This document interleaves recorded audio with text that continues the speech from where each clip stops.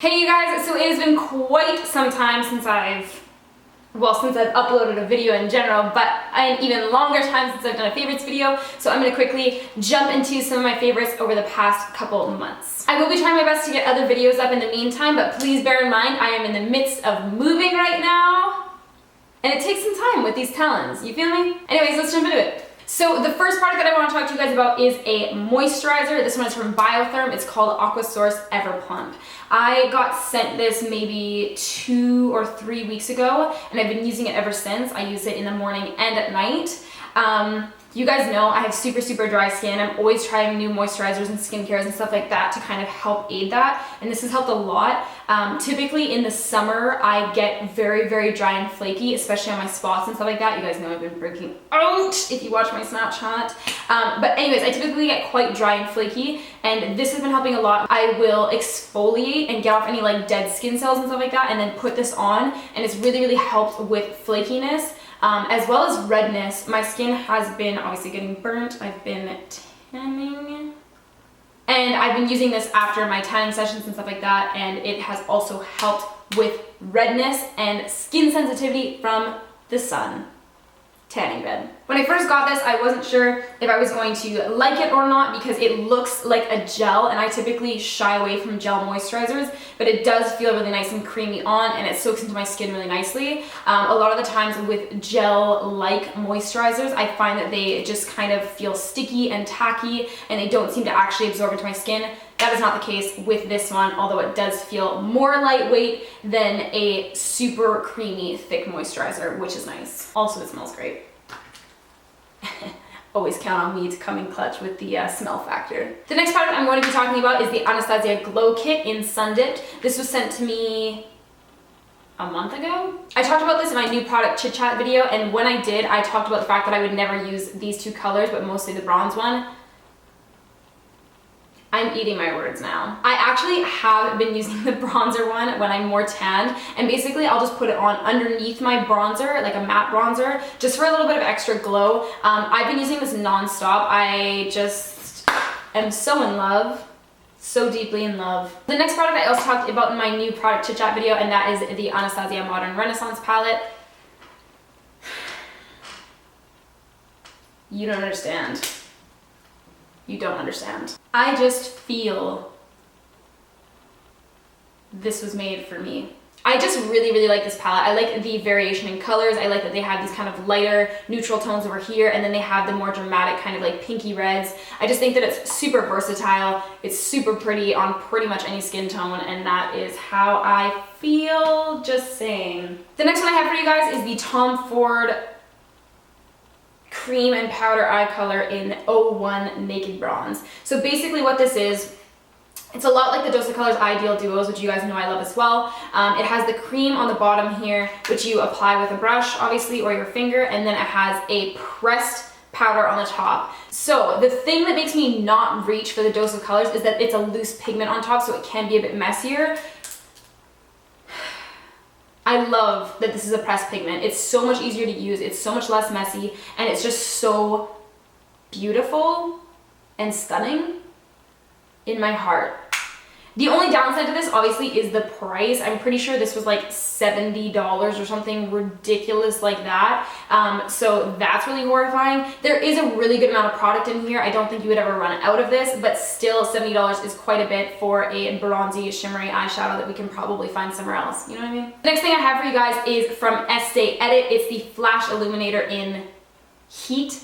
I picked this up from Sephora.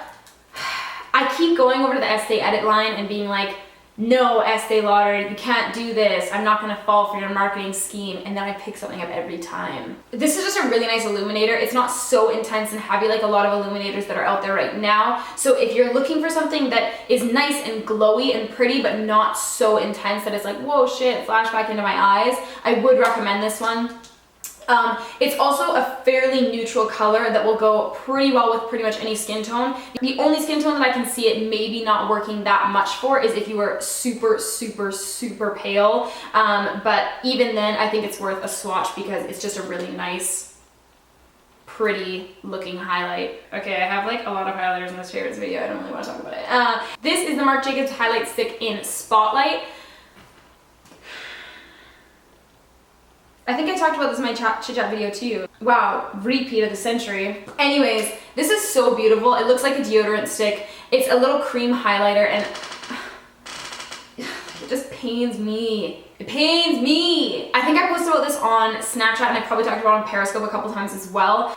It just makes your skin look so glowy and beautiful. The only thing that is a downside for this for me is that it doesn't layer super well. It seems to go a little bit patchy when you layer it. So if you're somebody that can't not set your highlighter, this might not be for you. But if you can go without setting it, oh my God. It's the most beautiful thing ever.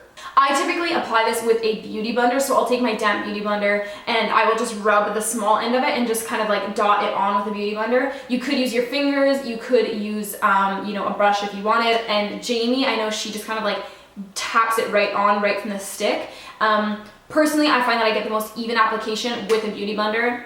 Up to you, toy around with it. Next thing is the Goof Proof Brow Pencil from Benefit. I talked about this in another video as well. I've been using this every day. I think I said in my other video as well that when the ABH Brow Definer came out, I just could not get it to work for me. I didn't like it. The formula wasn't right. It just wasn't something I would ever use. This is just so good. I just will put this right through the front of my brows, and I still finish up the corner of my brows with dip brow for a more dramatic look, but I just like how natural this looks. It's the perfect consistency in my opinion. It's not too waxy, it's not too creamy, it's just like right smack dab down the middle. So it applies very evenly and not too pigmented right out the gate, which I personally like in a brow product. I don't want something that's gonna be so pigmented as soon as I put it on my skin that I'll have the worst time trying to blend it out and make it look more natural.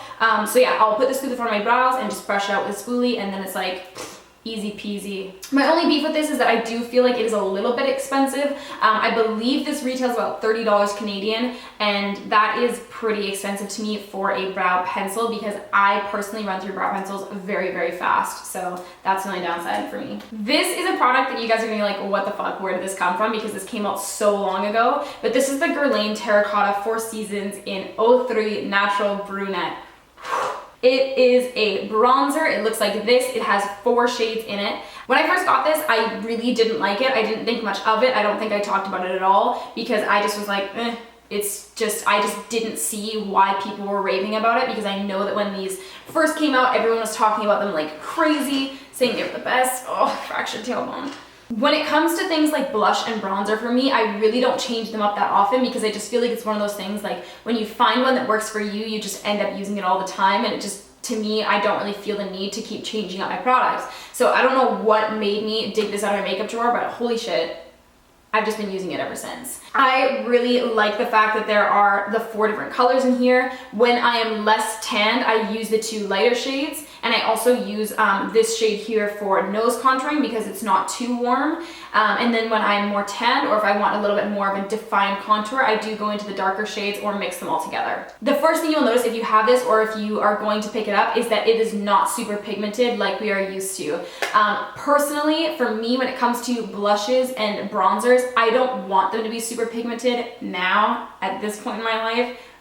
Back a couple years ago, maybe a different story, but I really do like a more natural kind of bronze and contour lately, and so I have been kind of going after things that are less pigmented, so it's not going to be this crazy amount of color that's really hard to blend out. I know a lot of you guys struggle with stuff like that when it comes to contouring and bronzing and stuff like that.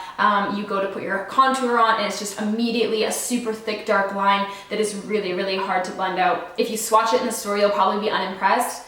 Trust me. Trust me. It's amazing. It's just the most natural, beautiful, bronzy. It's just so good. Downside obviously for that is the price. The next one is obviously the Lancome Juicy Shakers. I just feel like these need honorable mention in every single one of my videos. I just use these so much. They are my favorite thing on the planet.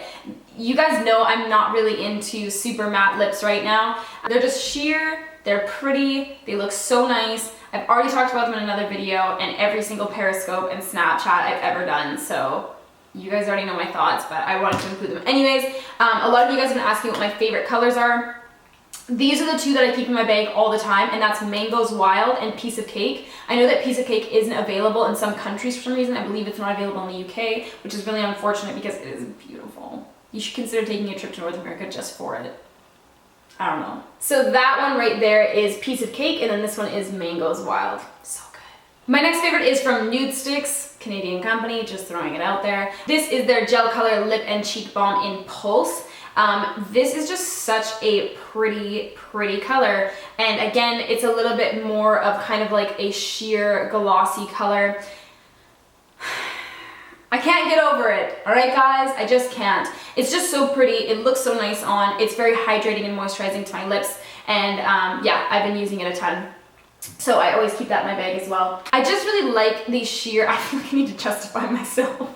I just really like the sheer and kind of like more glossy colors because I feel like they're so easy to apply and reapply, and they always look pretty, and when they fade, it's just like your lip color. It's not anything, it's not this crazy cracky butthole lip situation. Like, it's just like, oh, there you are. You have some nice lips.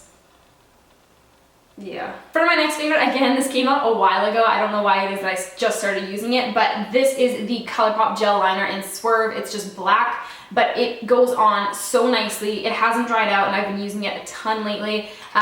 It's super dark. It stays on really well. It blends out really nicely. It's just a good gel liner, and it's super cheap, so I can't complain with that. I've been using this in its entirety. Typically, I will apply this to sketch out and do the bulk of my liner, and then I will go over top with a liquid like the Kat Von D Trooper just to clean up any lines if I so desire. But yeah, I've been using this like crazy. I know that in my favorites videos, I typically don't talk about products I dislike. However, this deserves to be talked poorly about. Let me paint a picture for you, okay? I was in Sephora a little while ago. I walked up to the Josie Maran counter and I was like, wow, that foundation looks dope. I tested it on the back of my hand. I was like, oh, that looks really pretty. For some reason, I decided against getting it that day. I was like, no, I'm not gonna do it. I thought about this foundation for probably a week, and I was like, man, I should just pick it up. It looks so nice on the back of my hand. I love trying new foundations because you never know when you're gonna find your holy grail. And then I was watching Jaclyn Hill's Snapchat, and she was like, this foundation is so dewy. Like, I actually have to powder it. Like, I don't even know what to do here. And I was like, tell me that's the Josie Maran Vibrancy foundation. And it was, and I was like, sign me the fuck up. Anything that Jaclyn Hill has to powder, that's my foundation, man. Sign me up. Dewy as can be, please, absolutely. I'm there like a fucking dirty shirt. So I picked up the Josie Maran Vibrancy foundation. I can't even describe to you how shit this is. This makes me angry, almost. It is just so unexplainable. I just can't even really describe the ways in which this foundation sucks balls. It's so... No, it's not dewy. It doesn't even deserve the word dewy attached to its name. It's greasy. It is greasy. It's so bizarre. It feels nice on the skin, but it is like thick. Like, the greasiness of it makes it look so thick and cakey and unbelievable, and it's literally like impossible to blend out that texture.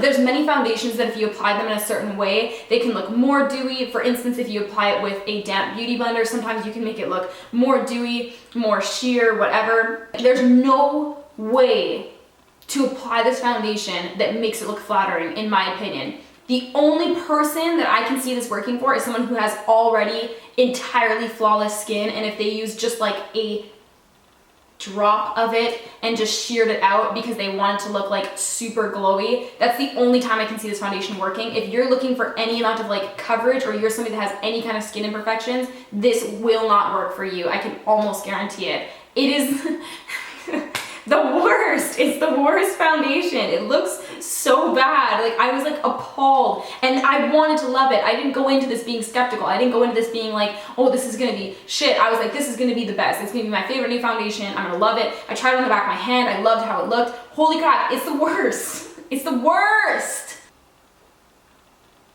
Anyways, So that is everything, you guys. Let me know what products you've been loving. If there's anything I desperately need to pick up, let me know. Let me know what you'd like to see next in the comments below, and I will get back to you. All right, guys, peace out.